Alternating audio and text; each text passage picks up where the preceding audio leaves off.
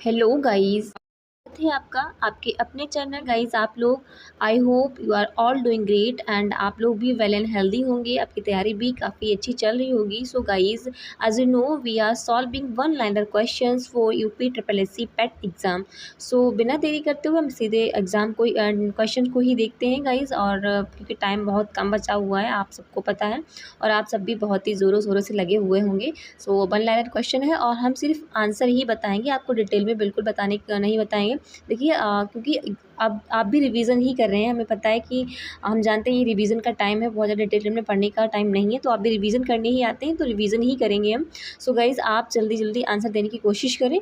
So question है, first question is here, सदैव शब्द की शब्द में संधि है तो क्या गुण संधि है, दीर्घ संधि है, वृद्धि संधि है, फिर अयाधी संधि है? तो मुझे उम्मीद है आप लोगों ने आंसर दे दिया होगा। ये वृद्धि संधि है, सद प्लस एव। इसका अगर संधि विच्छेद करें तो सद प्लस एव। आपको पता है आ प्लस ए मिलकर ए, डबल ए यानी कि बड़ा ए बन जाते हैं, तो ये होंगे वृद्धि संधि। सी बिल्कुल सही है, इसका आंसर आप देख पा रहे होंगे, सी इज करेक्ट है।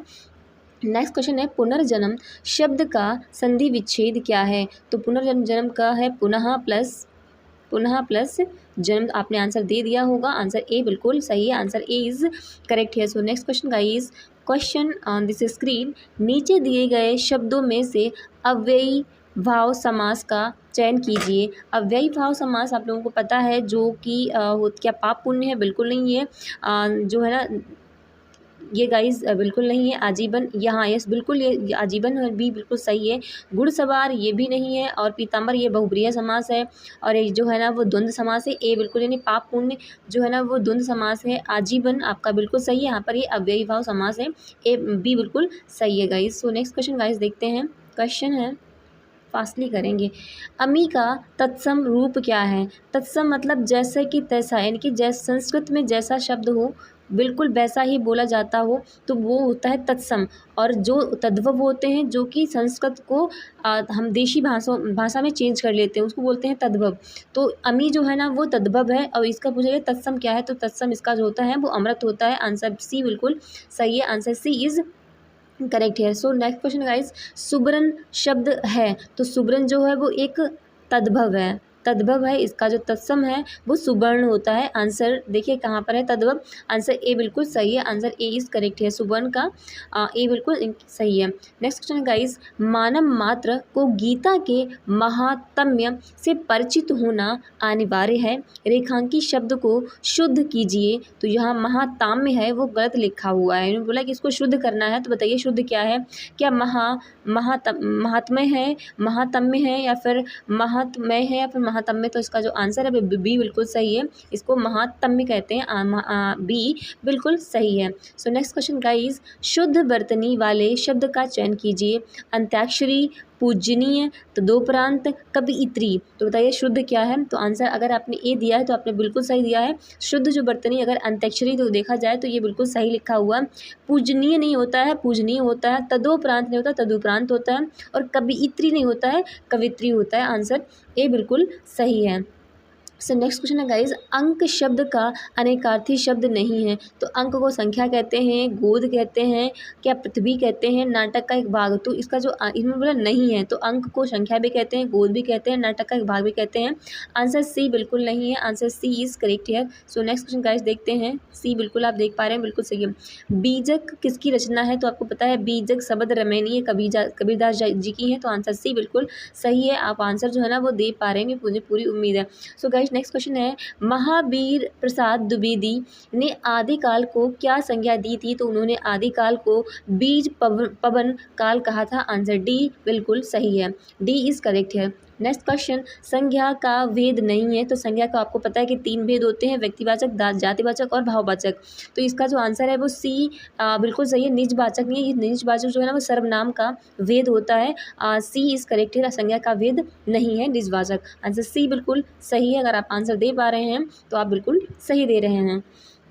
क्वेश्चन गाइस है, हरि मोहन अपनी बहन को पुस्तक देता है वाक्य में रेखांकित पद में कारक क्या है। तो यहाँ पर पुस्तक देना, ये रेखांकित आप मान लीजिए कि दिया नहीं है, तो इसमें जो है ना वो ए बिल्कुल सही है। कर्म, यानी कि हरिमोहन जो है ना अपनी बहन को एक पुस्तक दे रहा है, मतलब एक कर्म कर रहा है, तो यहाँ पे कर्म है, इसका ए बिल्कुल सही है। नेक्स्ट क्वेश्चन गाइज, अभ्यास का विशेषण रूप क्या है। विशेषण रूप मैं आपको पहले बता चुकी हूँ। विशेषण अगर आपको पहचानना हो तो उसके आगे कोई आप संज्ञा शब्द लगा लीजिए, जैसे कि पुरुष, महिला, लड़का, लड़की। तो देखिए कि अभ्यासी पुरुष नहीं, अभ्यासी पुरुष या महिला कह सकते हैं, तो बी बिल्कुल सही होगा। अभ्यास का जो विशेषण होगा वो अभ्यासी, बी इज करेक्ट है। सो नेक्स्ट क्वेश्चन गाइज है, दाता शब्द का स्त्रीलिंग क्या होगा। तो दाता का दात्री, सी इज करेक्ट है। सो नेक्स्ट क्वेश्चन है गाइज, प्रेरणार्थक क्रिया है तो क्या गिरना है, बोलना है, सुनाना है या फिर कहना है। जैसे कि आपको पता है कि मूल धातु होती है, फिर क्रिया होती है, फिर प्रेरणार्थक प्रथम होती है, प्रेरणार्थक सेकंड होती है। तो जो वो सुनाना है, आंसर सी बिल्कुल सही है। अगर इसकी मैं मूल धातु की बात करूँ तो वो हो जाएगी सुन, फिर हो जाएगी सुनना, दूसरी क्रिया सुनना, एंड जो प्रेरणार्थक प्रथम है ना उसको सुनाना कहेंगे, फिर जो उसकी सेकेंड प्रेरणार्थक होगी उसको कहेंगे सुनवाना। आंसर सी बिल्कुल सही इस करेक्ट है। नेक्स्ट क्वेश्चन गाइज है, पुस्तक पढ़ी जाती है में कौन सा वाच्य है। तो इसमें आंसर अगर आपने ए दिया है तो आपने बिल्कुल सही दिया है, कृत वाच्य है, यानी कि इसमें एक कर्म किया गया, कर्म नहीं बल्कि एक कर्ता, यानी कि कर्ता ने कुछ काम किया है, यानी पुस्तक पढ़ी, यानी पुस्तक पढ़ी है, ना कि पढ़वाई है, कोई कर्म नहीं करवाया है बल्कि खुद पढ़ी है उसने, तो उसने खुद कर्ता ने काम किया है। तो आंसर ए बिल्कुल सही है। नेक्स्ट क्वेश्चन है गाइज, हिंदी में पूर्ण विराम चिन्ह का क्या होता है। पूर्ण विराम चिन्ह जो है ना अगर इसमें लगाएं तो ये बिल्कुल पूर्ण विराम है। इस क्वेश्चन में भी अगर हम पूर्ण विराम को लगाएं तो आप देख पा रहे होंगे आंसर, इसको ऐसे पूर्ण विराम कहते हैं। तो आंसर आप देखेंगे सी बिल्कुल सही है। ये जो होता है ये इसको विस्मयादि बोधिक कहते हैं, ये तो गलत है, इंग्लिश का है, डॉट बोलते हैं इसको, ये क्वेश्चन मार्क है। सो नेक्स्ट क्वेश्चन गाइस, सी इसका बिल्कुल सही है। क्वेश्चन है, निम्नलिखित में से अव्यय क्या हो। अव्यय वह होते हैं जो अविकारी होते हैं, जिसमें किसी भी तरह का चेंजेस नहीं लाया जा सकता है। तो प्राचीन को प्राचीनतम कर सकते हैं, मोटा को मोटापा कर सकते हैं, गरीब को गरीबों कर सकते हैं, और को कुछ और नहीं चेंज कर सकते, तो इसमें विकार नहीं ला सकते। आंसर डी बिल्कुल सही है। नेक्स्ट क्वेश्चन गाइस है, लड़के ने पुस्तक पढ़ी है, वाक्य का काल क्या है। तो जो इसमें क्या सामान्य वर्तमान है, बिल्कुल नहीं, पढ़ी है, तो ये पूरी तरह से वर्तमान काल है। आंसर बी इज करेक्ट है। आंसर अगर आपने बी को सर्कल किया है तो आप बिल्कुल सही आंसर दे पा रहे हैं। मुझे उम्मीद है आप लोग हिंदी के तो आंसर सही से कर ही पा रहे होंगे। सो गाइज नेक्स्ट क्वेश्चन है, निम्नलिखित वाक्य का शुद्ध पदक्रम होगा। बताइए शुद्ध इसमें क्या है। एक गिलास एक पानी, क्या एक पानी भी होता है। आंसर पूरी तरह से गलत है। पानी का एक गिलास लाओ, आंसर बी बिल्कुल सही है। So guys B is correct है। नेक्स्ट क्वेश्चन गाइज देखते हैं, सेबेस्ट्रियन कोर्डा निम्नलिखित में से किस खेल से संबंधित है। जो भी स्पोर्ट के लवर होंगे शायद उन्हें ज़रूर पता होगा। तो सेबेस्टियन कोर्डा क्या होता है, क्या टेनिस से रिलेटेड है, क्रिकेट से, बैडमिंटन से या फिर वॉलीबॉल से। तो बताइए इसका आंसर क्या है। आंसर इसका टेनिस, ए बिल्कुल सही है, ये जो है ना टेनिस से रिलेटेड है। सो नेक्स्ट क्वेश्चन गाइस देखते हैं, आगा खां कप किस खेल से संबंधित है। क्या क्रिकेट से, फुटबॉल से, लॉन टेनिस से या फिर हॉकी से। तो बताइए किससे। आंसर अगर आपने डी दिया है तो आपने बिल्कुल सही दिया है। आंसर डी इज करेक्ट है, हॉकी से आगा खां रिलेटेड है। सो नेक्स्ट क्वेश्चन गाइस, सुल्तान जोहर कप डैश के साथ जुड़ा हुआ है। तो किससे जुड़ा हुआ है सुल्तान जोहर कप, किससे, क्या हॉकी से, क्रिकेट से, फुटबॉल से या गोल्फ से। जो इसका आंसर है वो गाइस देख पा रहे होंगे आप, ए बिल्कुल सही है, हॉकी से। सुल्तान जोहर कप हॉकी से रिलेटेड है। गाइस मुझे इस स्पोर्ट में बिल्कुल इंटरेस्ट नहीं है और मुझे इसको पढ़ाने में भी बिल्कुल इंटरेस्ट नहीं आता है। सो गाइस क्वेश्चन तो देखो आते हैं और पढ़ने पड़ते हैं, हम सबको पढ़ने पड़ते हैं। अगर इंटरेस्ट है तब भी पढ़ना है, नहीं इंटरेस्ट है फिर भी पढ़ना है, पढ़ना तो पड़ेगा ही। सो गाइस नेक्स्ट क्वेश्चन है, किस शासक ने बौद्धों के लिए विख्यात विक्रमशिला विश्वविद्यालय की स्थापना की थी। तो वो गुप्त शासक थे और वो थे धर्मपाल। आंसर डी इज करेक्ट है। सो नेक्स्ट क्वेश्चन है गाइस, क्वेश्चन आपने देखा होगा डी बिल्कुल सही है।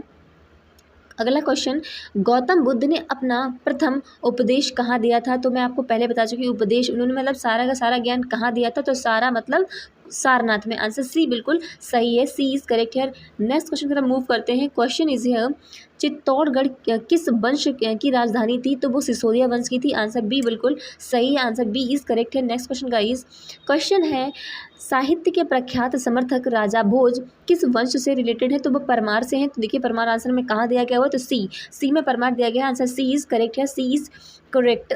सो नेक्स्ट क्वेश्चन की तरफ मूव करते हैं, क्वेश्चन को देखते हैं। Question on this screen, so give me answer. Maharaja Sawai Jai Singh द्वारा निर्मित जंतर मंतर क्या है। तो क्या वो एक लैंडस्केप है, संग्रहालय है, किला है या फिर खगोलीय वेधशाला है। तो आपको पता है जंतर मंतर जो है ना वो पहली वेधशाला हमारे यहाँ पर बनाई गई थी। आंसर डी बिल्कुल सही है, आंसर डी इज करेक्ट है। So next question guys, you can see on this screen. आदि ग्रंथ किस समुदाय का धार्मिक ग्रंथ है? अगर आपको इसका आंसर पता है तो आप बताइए क्या किस ग्रंथ से। तो मुझे पूरी उम्मीद है कि आप लोग बता पा रहे होंगे। Answer C is correct here and Sikh धर्म से रिलेटेड है। सो नेक्स्ट क्वेश्चन गाइज है, मुगल सम्राट ने आलमगीर शीर्षक अपना लिया था तो वो औरंगजेब था। आंसर ए बिल्कुल सही, औरंगजेब ने आलमगीर शीर्षक अपनाया हुआ था। नेक्स्ट क्वेश्चन गाइज है, शिवाजी के राजनीतिक गुरु एवं संरक्षक कौन थे? तो बताइए कौन थे? क्या समर्थ रामदास थे या फिर शाहजी भोसले थे, दादाजी कोंडदेव थे या फिर इनमें से कोई नहीं? आंसर अगर अपने क्या आंसर दिया बताइए। आंसर सी दिया है, अगर दिया है तो बिल्कुल सही दिया है, दादाजी कोंडदेव थे। आंसर सी बिल्कुल सही है। शिवाजी के जो राजनीतिक गुरु थे वो दादाजी कोंडदेव। आंसर सी बिल्कुल सही है। सो क्वेश्चन नेक्स्ट गाइस है, डैश में अंग्रेजी ईस्ट इंडिया कंपनी ने भारत में एक शिक्षा प्रणाली पेश की थी जिसे वुड के डिस्पैच के नाम से जाना गया था। मैं आपको बता दूं ये इरा था 1856 का हमारा। उसके बाद में जो है ना स्वतंत्रता संग्राम हुआ था। सो गाइज ये 1856 कहाँ पर है? तो आंसर बी बिल्कुल आप देख पा रहे होंगे बिल्कुल सही है।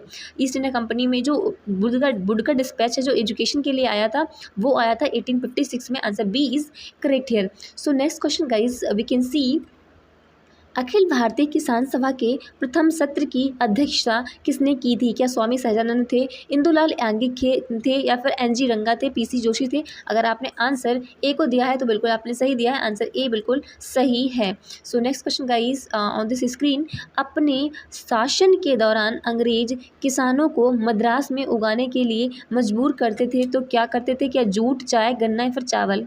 इसका आंसर डी दिया गया हुआ।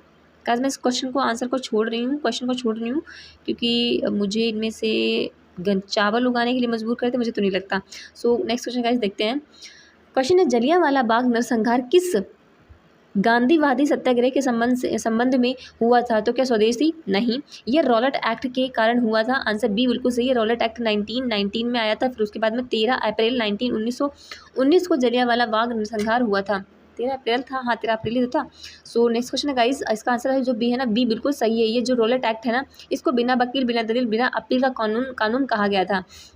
नेक्स्ट क्वेश्चन गाइस है, जलियांवाला बाग हादसे से कौन सा ब्रिगेडियर संबंधित था? तो जनरल डायर था। जनरल डायर जो है ना वो बी में है, आप देख पा रहे होंगे बी इज करेक्ट है। जनरल डायर बी में दिख रहा है हम लोगों को, तो बी बिल्कुल सही है। नेक्स्ट क्वेश्चन गाइस देखते हैं, असहयोग आंदोलन के दौरान बिहार में कृषकों का नेतृत्व किसने किया था? तो स्वामी विद्यानंद थे या फिर राजकुमार शुक्ल थे, श्री कृष्ण सिंह थे या फिर JB सेन थे? तो अगर आपने आंसर ए दिया तो आपने बिल्कुल सही दिया है, स्वामी विद्यानंद जी थे।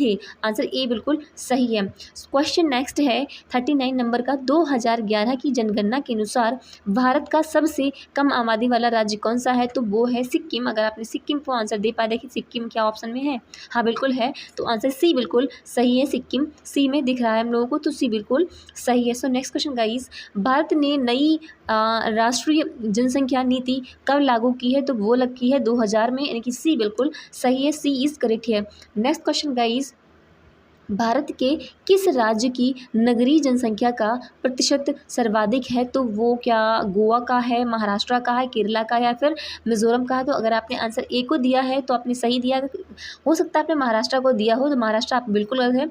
आंसर ए बिल्कुल सही है। गोवा में नगरीय जनसंख्या सबसे ज़्यादा, यानी कि शहरों में सबसे ज़्यादा लोग रहते हैं। सो नेक्स्ट क्वेश्चन गाइस है 42 नंबर का है, 2011 की जनगणना के अनुसार उत्तर प्रदेश की जनसंख्या भारत की जनसंख्या का कितना प्रतिशत है? तो वो है 16.116%।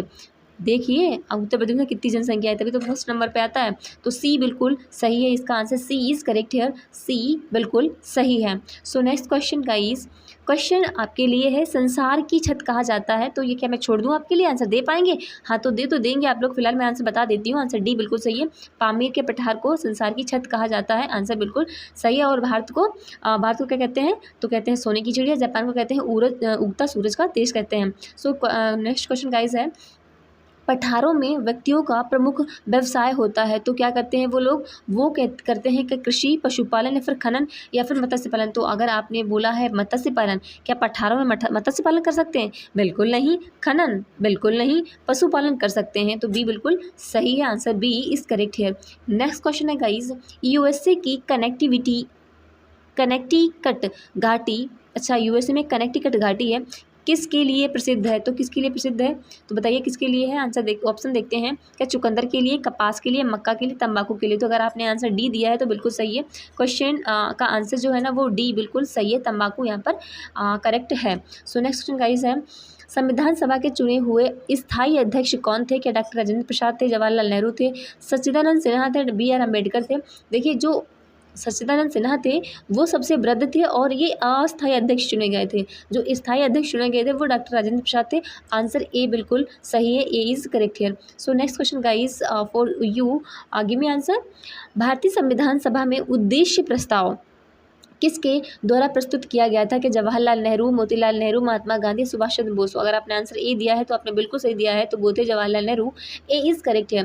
सो नेक्स्ट क्वेश्चन गाइस है, बी आर अम्बेडकर स्वतंत्र भारत के पहले मंत्री थे, तो कौन से मंत्री थे? तो किसको नहीं पता, ये कानून मंत्री थे, इन्होंने तो संविधान लिखा है, हमारे संविधान निर्माता भी कहते हैं इनको, तो बी बिल्कुल सही है, बी इज़ करेक्ट है। सो नेक्स्ट क्वेश्चन गाइस, हाल ही में दशावतार नाट्य प्रदर्शन कहाँ शुरू किया गया? तो क्या हरियाणा में, राजस्थान में, महाराष्ट्र में, फिर इनमें से कोई नहीं? तो आंसर अगर आपने राजस्थान दिया हुआ है तो आपने सही नहीं दिया हुआ है। आंसर सी बिल्कुल सही है, महाराष्ट्र इज करेक्ट है। सो नेक्स्ट क्वेश्चन गाइस है 15 नंबर का क्वेश्चन है, हाल ही में BSF BGB 4 दिवसीय 55वीं महानिदेशक स्तर सीमा वार्ता कहाँ शुरू की गई? क्या मुंबई में, दिल्ली में या फिर गुवाहाटी में? इनमें से कोई नहीं, तो जो इसका आंसर है वो न्यू दिल्ली, आंसर बी बिल्कुल सही है। आंसर बी आप देख पा रहे होंगे बिल्कुल सही है, न्यू दिल्ली।